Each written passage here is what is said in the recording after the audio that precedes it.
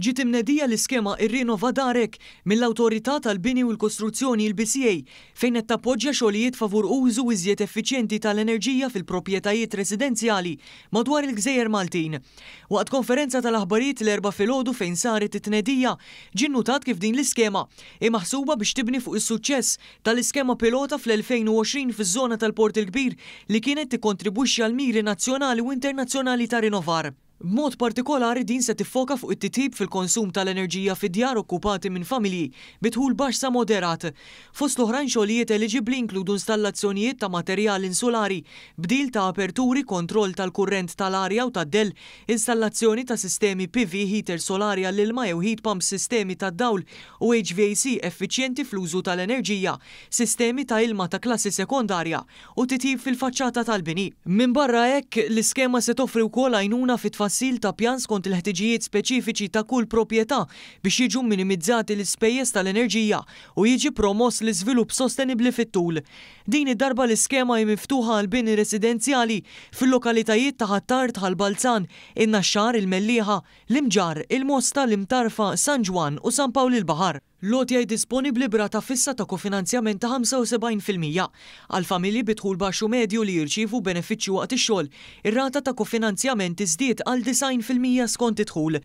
Per eżempju, dawk li jaqgħu taħt il-kategorija koppji u għandhom introjtu sa 50,000 euro fis-sena se jibbenefikaw minn konfinanzjament ta' 90%, filwaqt li dawk b'aktar minn hekk se jibbenefikaw minn konfinanzjament ta' 75%. Bl-istess mod dawk fil-kategorija singles bidħul sa 35,000 euro fis-sena se jibbenefikaw minn konfinanzjament ta' 90%, filwaqt li dawk b'aktar minn hekk igawdu mir-rata ta' 75%. Lotja kapitali massima hi ta' 15,000 euro f'kull każ. L-ewwel fażi tal-iskema dik ta' reġistrazzjoni bejn it-23 ta' Lulju u l-31 ta' Awwissu. Fit-tieni fażi l-applikanti jiġu mistiedna jissottomettu l-applikazzjoni sħiħa.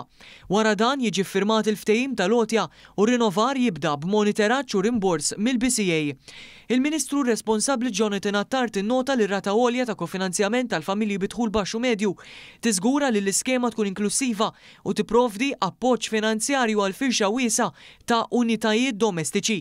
Għalli l-iskema wkoll parti mill-viżjoni tal-Gvern biex jitnaqqas it-tniġġis. Din l-iskema qegħdin ngħidu lil dawk li diġà investew fil-proprjetà tagħhom, fid-dar tagħhom, iħarsu lejn sistema li tkun aktar effiċjenti u aktar sostenibbli fl-interess mhux biss ta' kwalità ta' ħajja aħjar imma wkoll biex inaqsu il-konsum ikun hemm aktar effiċjenza u wkoll inaqsu anke il-kontijiet tal-enerġija u d-dawl tagħhom. Il-Perit Rodrik Bonnici, kap eżekuttiv tal-BCA, tenna wkoll li l-iskema hi maħsuba mhux biss biex jitnaqsu il-kontijiet tad-dawl u l-ilma, iżda wkoll biex jitnaqsu l-emissjonijiet tal-karbonju u l-użu tal-fuels fossili. Notajna wkoll uħreġ ċar li meta tuża fossil fuel equipment hemmhekk ħajkollok impatt negattiv fuq l-ambjent. Għaldaqstant qed nirrakkomandaw anke kif qiegħda taħdem l-iskema billi nużaw enerġija li hija solari li hija aktar sostenibbli li eventwalment il-proċess ħajkun aktar uniformi u aktar enerġija effiċjenti. L-awtorità se tkun qed teżamina x-xogħlijiet li jsiru biex tassigura l-kwalità tagħhom. Dawk interessati għandhom iżuru s-sit elettroniku tal-BCA għal iżjed tarif.